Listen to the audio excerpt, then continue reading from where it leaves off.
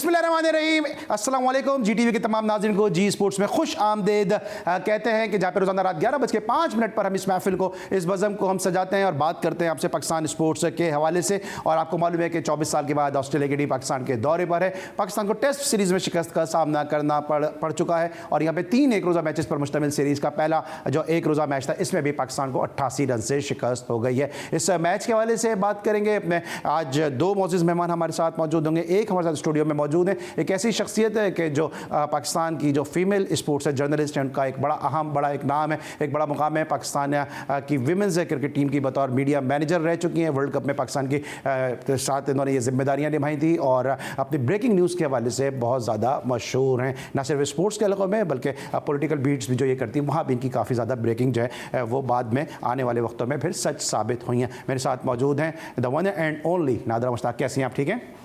वालेकुम अस्सलाम, क्या हाल है? मैं बिल्कुल ठीक हूँ। जरा दूसरी शख्सियत जबरदस्त बजरिया वीडियो लिंक मौजूद होंगे हमारे बहुत ही अपने पाकिस्तान के समय one day international cricketer Mahmood Hamid साहब। अस्सलाम वालेकुम महमूद साहब। वालेकुम सलाम, कैसे हो अली? खैरियत? मैं बिल्कुल ठीक हूँ जनाब। इससे पहले कि अपने दोनों मौजूद मेहमानों के साथ हम गुफ्तगू का आगाज करें, सबसे पहले आज की टॉप स्टोरीज। पाक ऑस्ट्रेलिया वनडे सीरीज के पहले टाकरे में कौमी टीम को शिकस्त का सामना।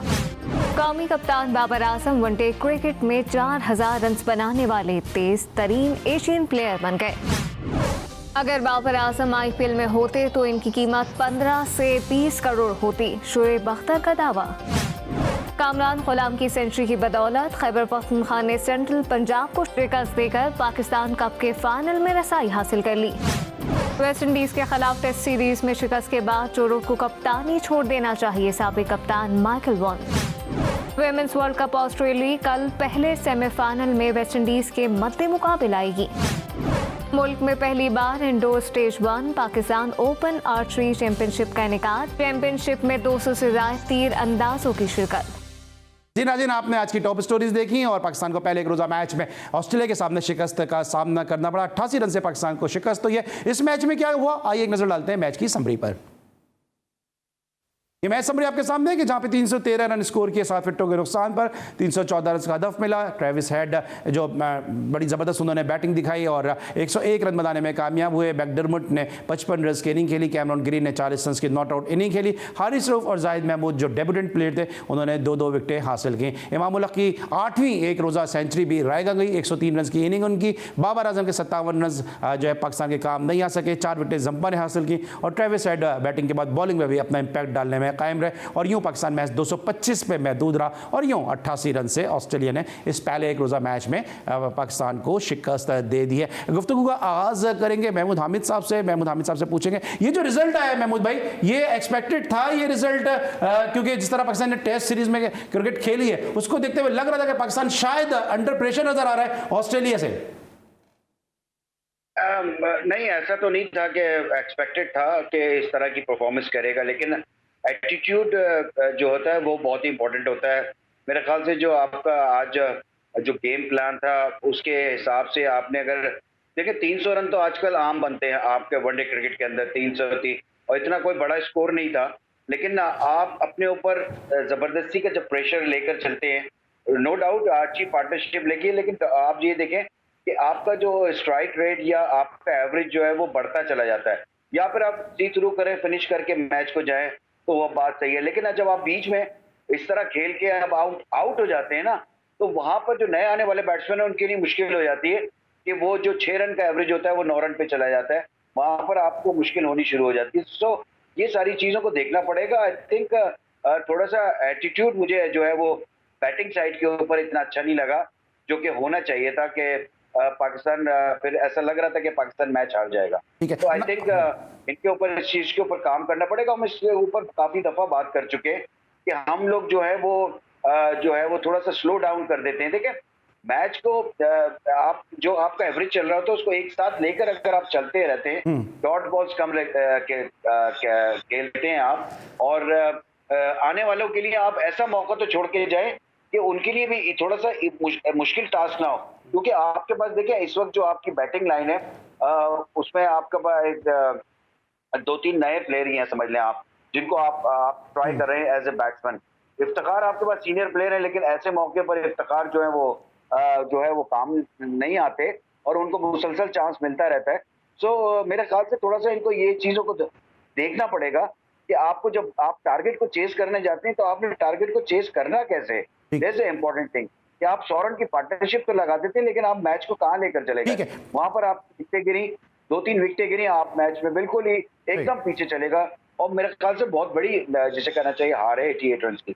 88 रन की एक बहुत बढ़िया हार। नाज़रा, आपने थ्रू आउट द सीरीज आपने कराची में भी मैचेस कवर किए, आप टेस्ट सीरीज में रावलपिंडी भी गई हैं, लाहौर भी आप गई हैं, तो आप ये बताइए कि क्या नज़र क्या आपको एटीट्यूड जो आपने देखा मीडिया बॉक्स से बैठ के पाकिस्तान की टीम का एटीट्यूड क्या देखा, और फिर उसको देखने के बाद ये जिस तरह मैंने महमूद भाई से भी सवाल किया कि रिजल्ट आपको एक्सपेक्टेड था कि अंडर प्रेशर नज़र आ रहे हैं, न जाने क्यों, हालांकि ऑस्ट्रेलिया के जो मेन प्लेयर हैं, जो बड़े नाम है, वो भी यहाँ पे इस वक्त ऑस्ट्रेलिया की टीम का हिस्सा नहीं है।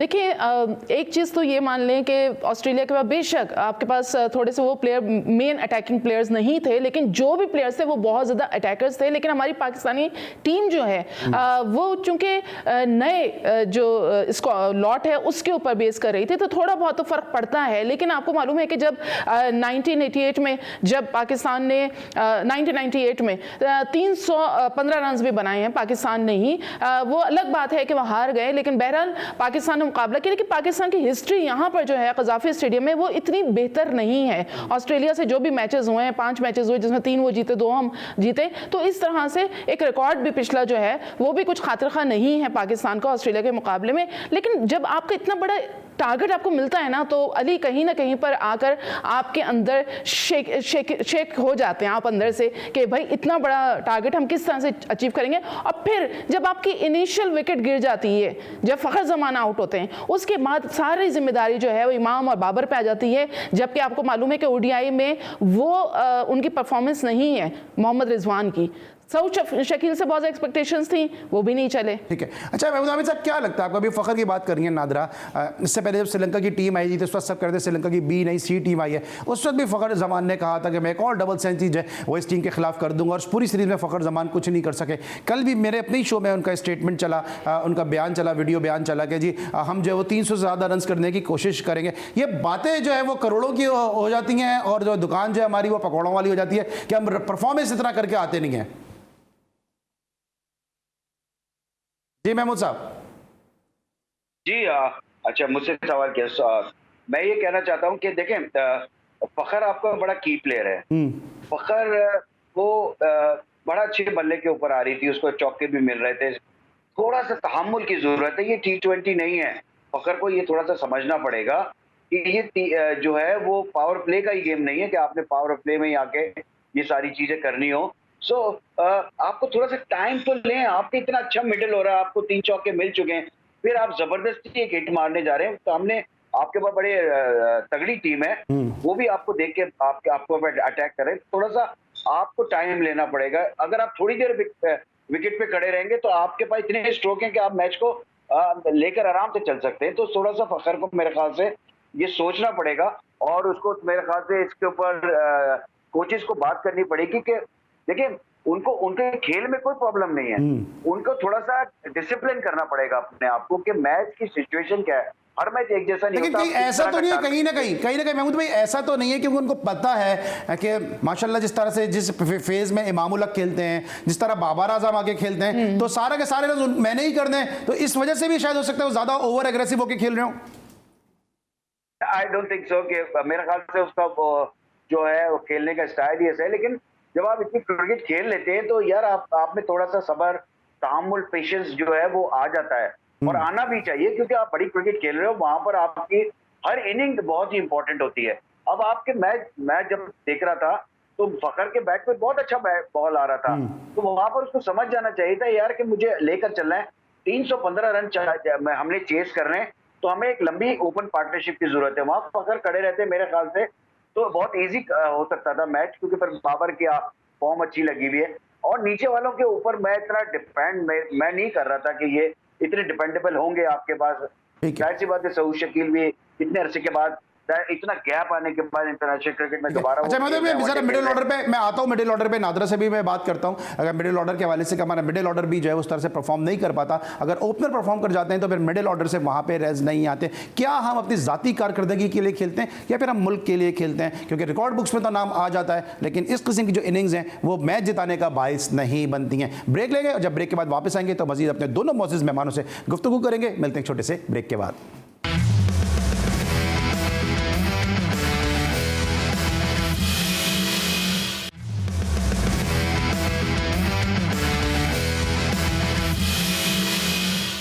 Welcome back after the break. और ब्रेक पर जाने से पहले हम बात कर रहे थे पाकिस्तान की मिडिल ऑर्डर के हवाले से, पाकिस्तान की बैटिंग के मसाइल के हवाले से हम बात कर रहे थे। और यहाँ पर जो है वो बाबर आजम आज अपने कैरियर की 82वीं इनिंग में तेज तरीन 4000 रन बनाने वाले खिलाड़ियों की फहरिस्त में दूसरे नंबर पर आ गए। इसी हवाले से हमारा सेगमेंट भी है टैंग रिफ्रेशिंग फैक्ट्स।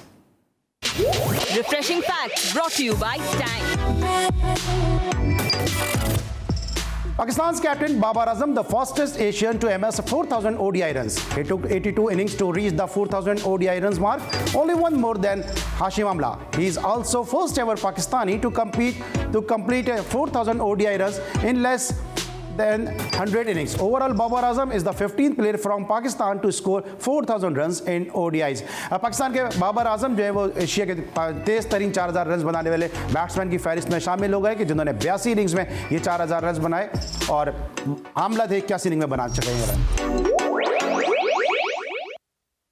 ये था नाज़रीन हमारा सेगमेंट टैंग रिफ्रेशिंग फैक्ट। और बात करेंगे नादरा मुश्ताक से पाकिस्तान के मिडिल ऑर्डर बैटिंग के हवाले से। खासतौर से जो ये अब एक अप्रोच नज़र आती है कि ज़ाती कारकर्दगी जो हमारी वो अच्छी हो जाती है और जो टीम परफॉर्मेंस है वो नज़र नहीं आती। नादर टीम गेम है, ये क्या वजह आप समझती हैं कि ज़ाती परफॉर्मेंस तो हमारी अच्छी हो जाती है, हम सेंचुरी भी कर जाते हैं, 50 भी कर जाते हैं, रिकॉर्ड्स बुक की जीनत भी बन जाते हैं, लेकिन जो टीम जो असल जो टीम गेम है टीम जीतती नज़र नहीं आती। आपका मतलब ये है कि फिनिश कोई नहीं कर पाता है, जिसे कहते हैं ना मैच विनर खिलाड़ी, वो नजर नहीं आते। बिल्कुल आप सही कह रहे हैं कि देखिए 50 हम 20 में तो पिंच हिटर हो सकते हैं, लेकिन जब आपको 50 ओवर्स का मैच हो या फिर टेस्ट हो, उसमें आपको बहुत ही संभल के खेलना होता है और उसमें आपको स्कोर भी करना है और उसके साथ साथ आपको डॉट्स जो है ना वो कम से कम खेलनी है। आप डॉट्स खिलाएं ज़रूर, लेकिन आप डॉट्स खेलें ना, ये आपकी स्ट्रेटेजी में भी होना चाहिए। अच्छा, जिस तरह से आपने बात की कि हमारे जो प्लेयर्स हैं वो अपने लिए खेल रहे होते हैं, समहाउ मुझे भी लगता है, लेकिन ये कि हो सकता है वो ऐसा ना कर रहे हो, लेकिन नज़र यही आता है कि वो अपने लिए खेलें, जो कि नहीं होना चाहिए। प्लस ये कि जिस तरह से आज सऊद शकील ने आते ही आप लोग T20, पता है क्यों इनके दिमागों में बैठ गया? क्योंकि आप लीग्स खेल रहे हैं, आपको T20s हो गया, वो फास्ट समझ रहे हैं गेम को। 50 ओवर्स में बड़ा संभल के ही खेलते हैं, तो मेरे ख्याल से सऊद शकील से बड़ी होप्स थी जो कि वो नहीं कर पाए। ऑन दी अदर हैंड हमने जाहिद महमूद को देखा और उनको देखा मोहम्मद वसीम जूनियर को। तो जाहिद महमूद ने अपनी जो सिलेक्शन थी उसको बिल्कुल सही साबित किया। अब तक वो जो है वो 5 विकेट ले चुके हैं, आज उन्होंने 2 विकेट्स लिए हैं। तो जाहिद ने जी रन ज्यादा नहीं दिए, रन ज्यादा ऑफ कोर्स ज्यादा दिए हैं रन्स, लेकिन उसके बावजूद उन्होंने विकेट्स ली। लेकिन रन ज्यादा तो हसन अली ने भी दिए हैं। हसन अली आप ये देखें वर्ल्ड T20 के बाद से अब तक हसन अली जो हैं वो अपने फॉर्म में नहीं आ पा रहे जिस तरह से उनसे एक्सपेक्टेशंस हैं। हारिस रऊफ की हम बात करते हैं तो 9 मैचेस में उन्होंने आज 16 विकेट्स, यानी कि अगर T20 यानी कि सन 2020 से अगर आप लेते हैं तो उन्होंने 9 मैचेस में अब तक 16 विकेट्स हासिल कर लिए हैं। शाहीन शाह अफरीदी जो है वो 13 के साथ ही सेकंड नंबर पे। तो ठीक है, ये तो विकेट्स हो गई, लेकिन जो बैटिंग है उसमें हमें बहुत ज्यादा मेहनत की जरूरत है, क्योंकि हमारी मिडिल ऑर्डर जो है वो रीढ़ की हड्डी का काम करता है, जो कि नहीं कर रहा है। आप सिर्फ एक डिपेंड कर लेते हैं कि बाबर आजम और रिजवान के ऊपर रिलाई अगर कर रहे हैं, तो रिजवान को आप मेरे ख्याल से ओडीआई में इस तरह से कंसिडर नहीं कर सकते कि वो बहुत बड़ा स्कोर बनाएंगे, क्योंकि पिछला उनका इतना रिकॉर्ड अच्छा नहीं। ठीक है, मैं आपको क्या लगता है as a middle order batsman के पाकिस्तान का मिडिल ऑर्डर का मसला क्या है? अभी सऊद शकील की उन्होंने बात की, ये इनके अपने ख्याल आते हैं। मैं इससे इसलिए एग्री नहीं करूंगा क्योंकि आप जब एक अर्से टीम के साथ होते हैं, आपको खेलने का मौका नहीं मिलता, तो मेंटली शायद आप इतने स्ट्रांग नहीं हो पाते कि आप जाते हैं और पहले ही मैच में जो वो रन्स करते हैं, फिर आप बाहर हो जाते हैं। तो इन और आउट का जो सिलसिला है वो थोड़ा सा प्लेयर को मेंटली डिस्टर्ब करता है। लेकिन जो बाकी प्लेयर हैं मुसलसल खेलने से इफ्तिखार हैं, मुसलसल खेल रहे हैं, बाबर आजम मुसलसल खेलते नजर आ रहे हैं, फिनिश नहीं कर पा रहे हैं हम लोग। देखिए मैं बात बताता हूँ, कॉन्फिडेंस जो होता है ना, कॉन्फिडेंस देना, जो कि टीम मैनेजमेंट जो आपको कॉन्फिडेंस देती है प्लेयर को, वो ज्यादा बहुत इंपॉर्टेंट होता है। जो प्लेयर जब अंदर आता है उसका जेस्चर होता है ना, वो बता देता है कि वो कितना कॉन्फिडेंट नजर आ रहा है, वो किस तरह आके आपकी इनिंग को खेलेगा। तो डेफिनेटली नए लड़के के लिए ये प्रेशर जरूर होता है, और खासकर कराची का प्लेयर अगर हो तो उसके ऊपर डबल प्रेशर हो जाता है कि उसकी एक आध इनिंग अगर खराब होती है तो उसके ऊपर बहुत सारी चीजें हो जाती हैं। सही कहा आपने बिल्कुल कि इफ्तिखार की अगर आप पूरी इनिंगें उठा के देखें कि कितने मैचों में उसने परफॉर्मेंस किए, लेकिन मुसलसल आपको उसको चांस दिया गया है।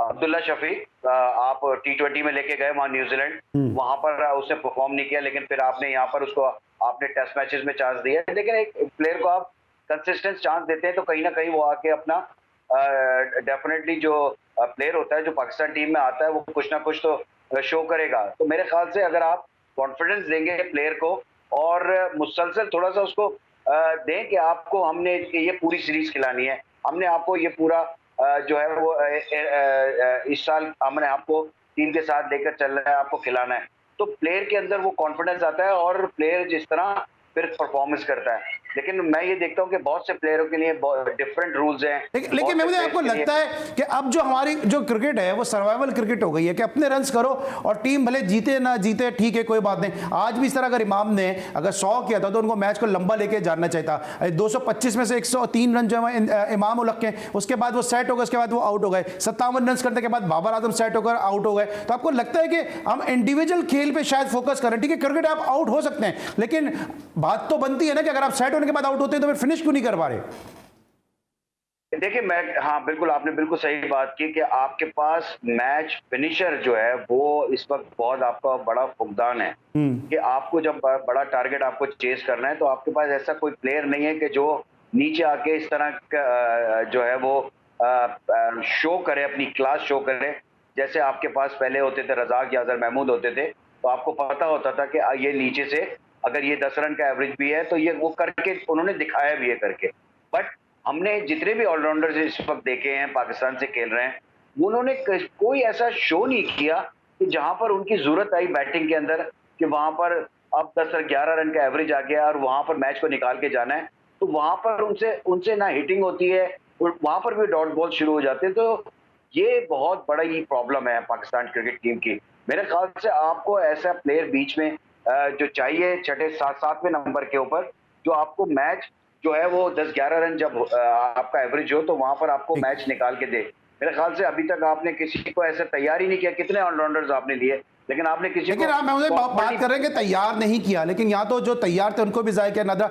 अभी अगर मैं ऑलराउंडर्स की बात करूँ, महमूद भाई भी मेरी बात को सेकंड करेंगे क्योंकि मेरे साथ बहुत इन्होंने डोमेस्टिक में कमेंट्री की है। आमिर यामीन आपके पास बनी बनाई प्रोडक्ट थी, उसको आपने फ़हीम अशरफ के सिलसिले में चक्कर में ज़ाया किया। फिर उसके बाद बिलावल भट्टी एक अच्छे ऑलराउंडर बन सकते थे, आपने उनको ज़ाया किया। अनवर अली अच्छे ऑलराउंडर बन सकते थे, आपने उनको ज़ाया किया। इमरान रंधावा जो भावलपुर के, वो एक अच्छा ऑलराउंडर बनने का इनके अंदर कैपेबिलिटी है, उनको भी आप मौका नहीं दे रहे। सिर्फ और सिर्फ आपने सारा फोकस कर दिया फ़हीम अशरफ पे, और अगर फ़हीम अशरफ आप अवेलेबल नहीं है तो पाकिस्तान स्ट्रगल कर रहा है।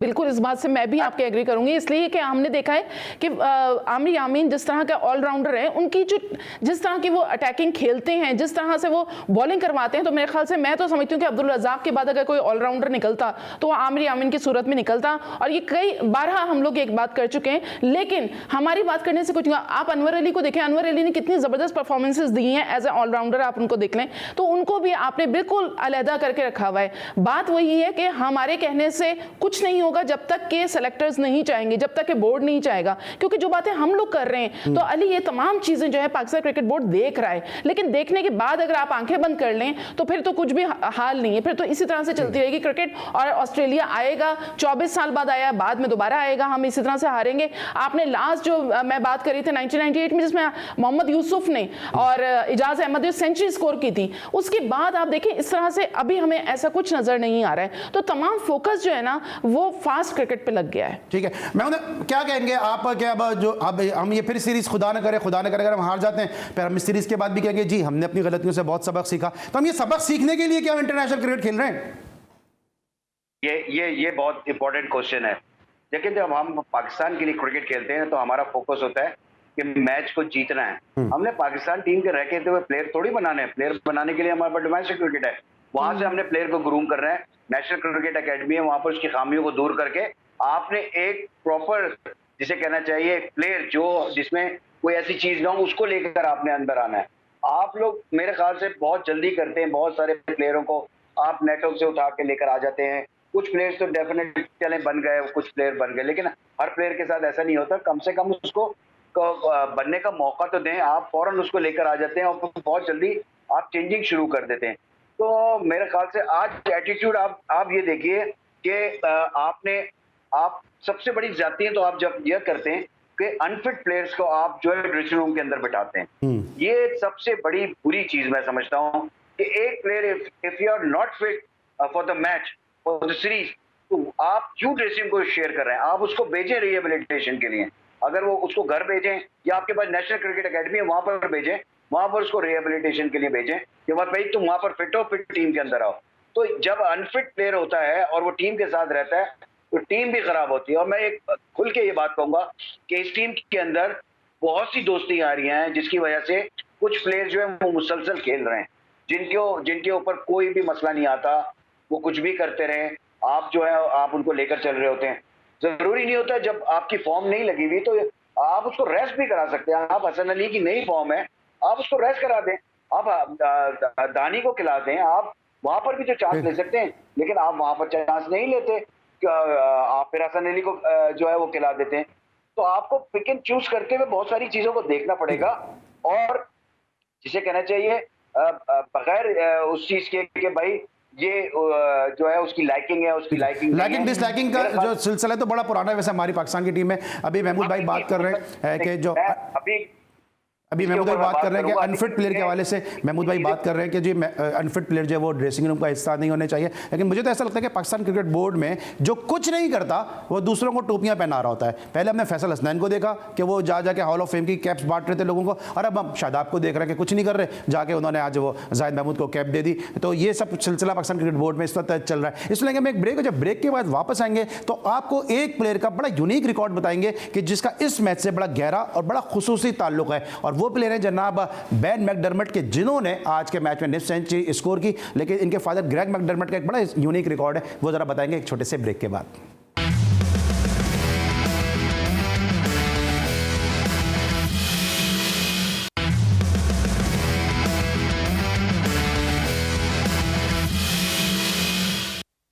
Welcome back after the break. Break पर जाने से पहले बात कर रहे थे मेंस क्रिकेट के हवाले से, और अब हम बात करेंगे नादर मुश्ताक की मौजूदगी का फायदा उठाते हुए पाकिस्तान विमेंस क्रिकेट के हवाले से, क्योंकि विमेन क्रिकेट पे इनकी बड़ी गहरी निगाह है और पाकिस्तान की विमेंस टीम के साथ बतौर मीडिया मैनेजर भी इन्होंने वर्ल्ड कप में पाकिस्तान को रिप्रेजेंट किया है। नादर, क्या आपको मसाइल नजर आ रहे हैं विमेंस क्रिकेट के हवाले से? और हम देख रहे हैं कि बिस्वा मारूफ को अब एक तवील अरसे के लिए पाकिस्तान की विमेंस टीम का कप्तान ना सिर्फ बना दिया गया, बल्कि विमेंस टीम अभी हार कर भी आई है, सिर्फ एक मैच उसने जीता है, उसके बावजूद उनको इनामात दिए जा रहे हैं और उनको हर तरीके से फैसिलिटेट किया जा रहा है, लेकिन नताइज उस तरह से नहीं आ रहे, इस तरह से आने चाहिए।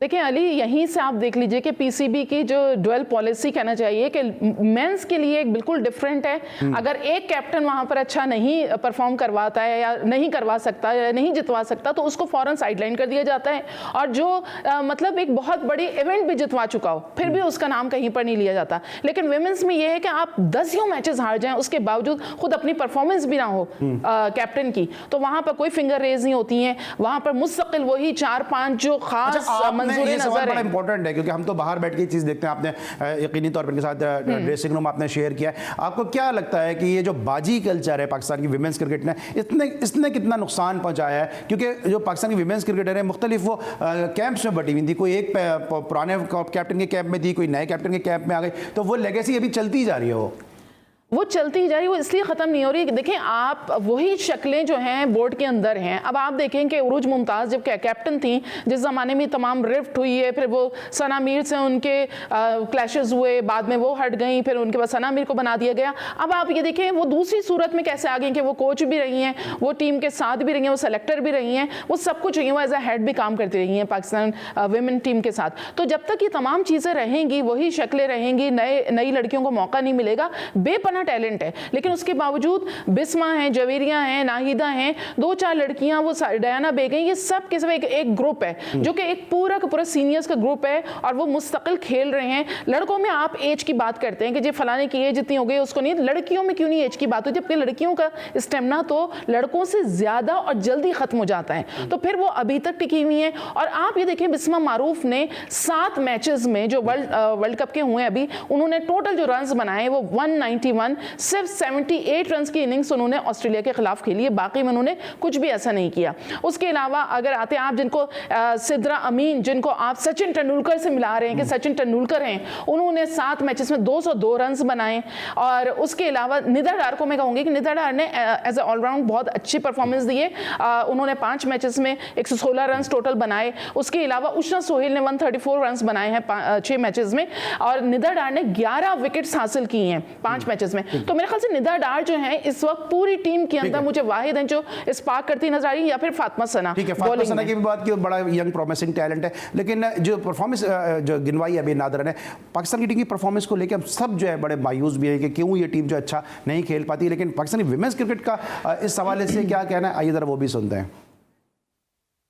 डिसअपॉइंटमेंट है हम लोग को, जो रिजल्ट हम चाहते थे वो हम लोग ने हासिल नहीं किए।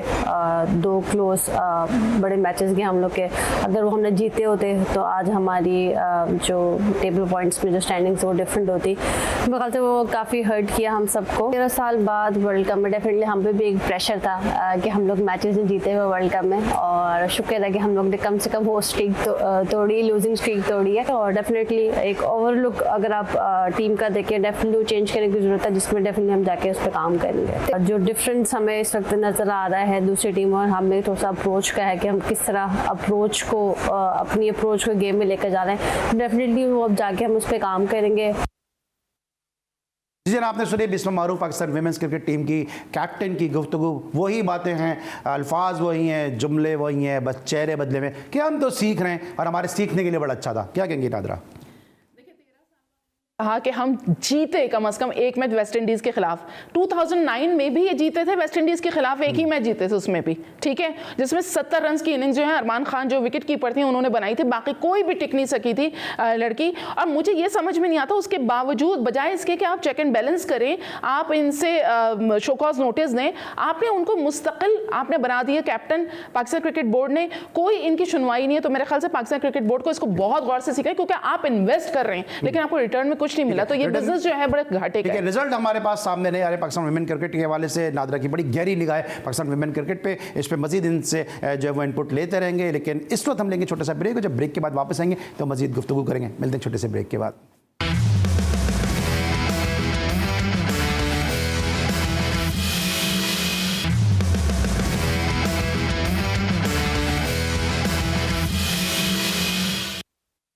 Welcome back after the break. और ब्रेक पर जाने से पहले हम बात करें पाकिस्तान टीम के हवाले से, अब बात करें ऑस्ट्रेलिया के हवाले से कि ऑस्ट्रेलिया की जाने से ट्रेविस हेड जो एशियंस में बड़ी ज़बरदस्त उनकी परफॉर्मेंस रही, लेकिन उसके बाद हमने देखा आउट ऑफ फॉर्म भी वो नजर आए। में टेस्ट सीरीज़ में ज़्यादा अच्छी कारकर्दगी नहीं दिखा सके, लेकिन वनडे में इंपैक्ट उन्होंने दिखाया। बैन मैकडरमट है जो ग्रेग मैकडरमट के साहबजादे हैं, उन्होंने आज बड़ी अच्छी परफॉर्मेंस दी। इनके प्लेयर पर प्रेशर क्यों नहीं आता कि आते हैं और आते फिर परफॉर्म कर देते हैं?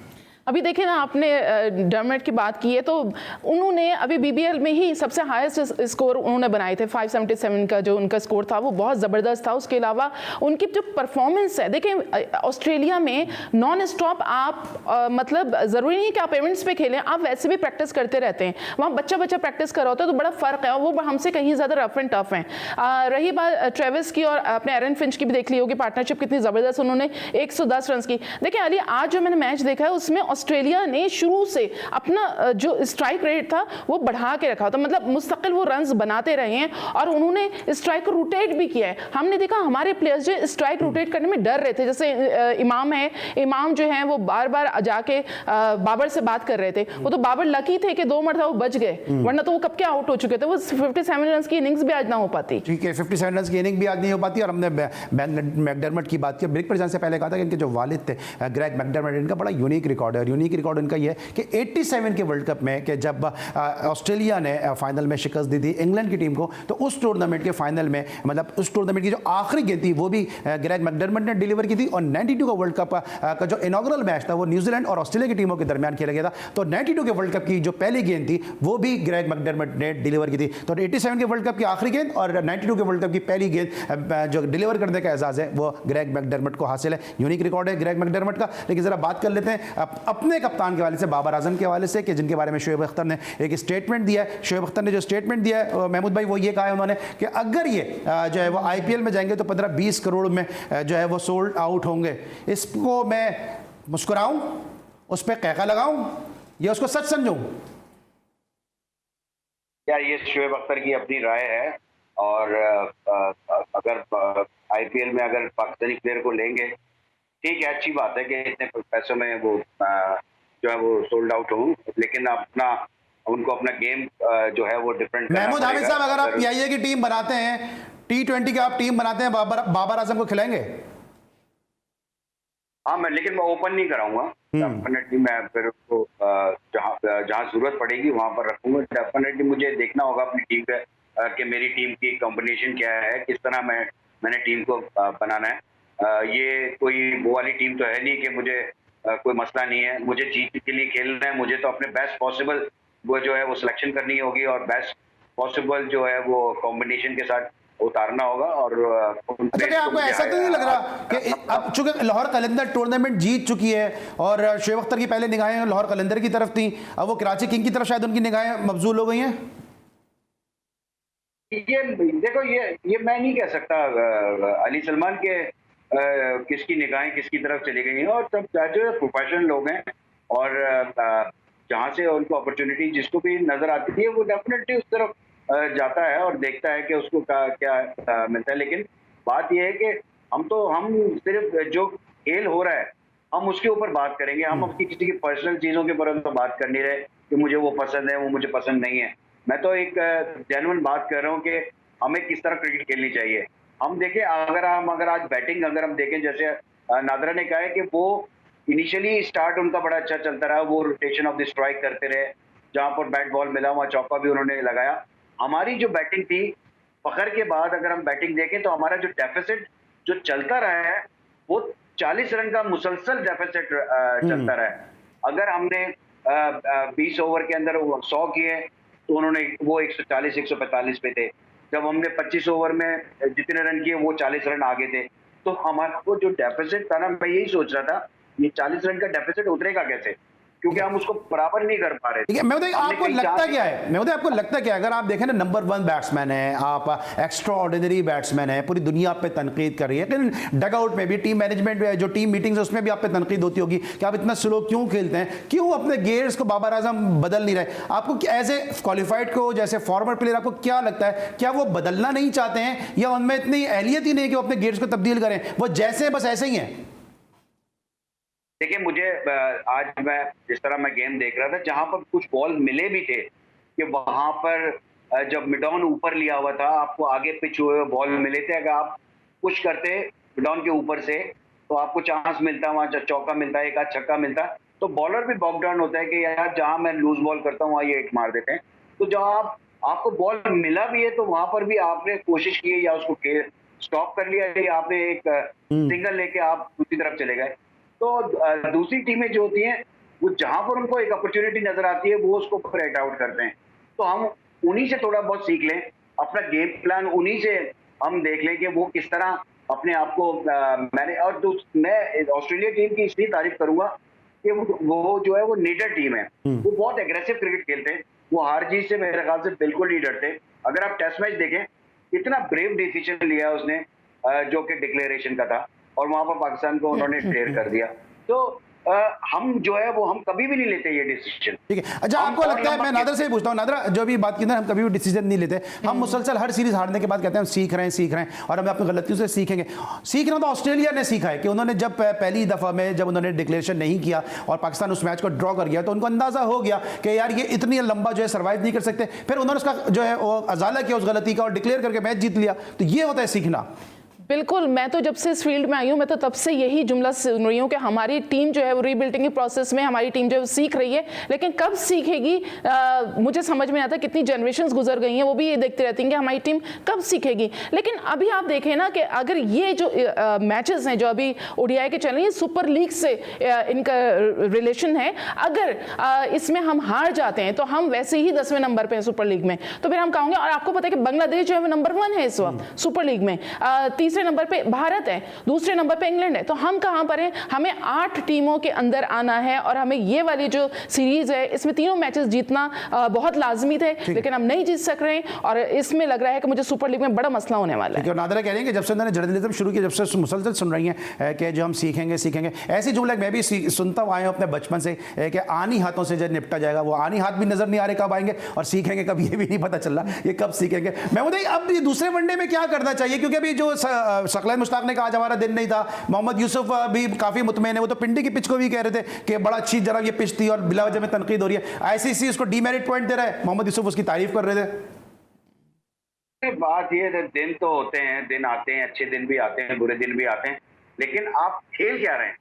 दिन इज नॉट एन इम्पोर्टेंट। आपका एटीट्यूड टुवर्ड्स द गेम कैसा है, ये इंपॉर्टेंट है भाई। दिन तो कभी अच्छा होगा, कभी बुरा होगा, आप कभी रन्स करेंगे, कभी नहीं करेंगे, लेकिन आप उस एज ए प्रोफेशनल क्रिकेटर आप खेल कैसे रहे हैं? आपका पाथवे क्या है? आपने मैच किस तरह जीतना है? आपकी प्लानिंग क्या है? ठीक है, वो प्लान नजर, प्लानिंग हमारी नजर नहीं आ रही। नादरा मेरे पास 10 सेकंड, आप कुछ कहेंगे इस पे कि दिन की जो बात किया? देखिए दिन तो ये भी मैं बहुत अरसे से यही सुन रही हूँ कि एक दिन बुरा होता है, एक दिन अच्छा होता है। वो चीज़ें जो हमने बचपन से सुनी हुई हैं वो चीज़ें नहीं सुनी है। अब हमें उसके ऊपर काम करना है और दिखाना है दुनिया को कि Pakistan is the best team. Pakistan is the best team. उनका दिन अच्छा गुजरा नहीं गुजरा, लेकिन मेरा दिन बहुत अच्छा गुजरा, क्योंकि आज मेरे साथ महमूद हामिद और नादरा मुश्ताक मौजूद थे। आज के लिए बस इतना ही, इंशाल्लाह कल रात एक दफ़ा फिर होगी आपसे मुलाकात। उस वक्त तक के लिए अली सलमान को पूरी प्रोडक्शन टीम के साथ इजाज़त दीजिए। अपना बहुत ख्याल रखिए। अल्लाह हाफिज़।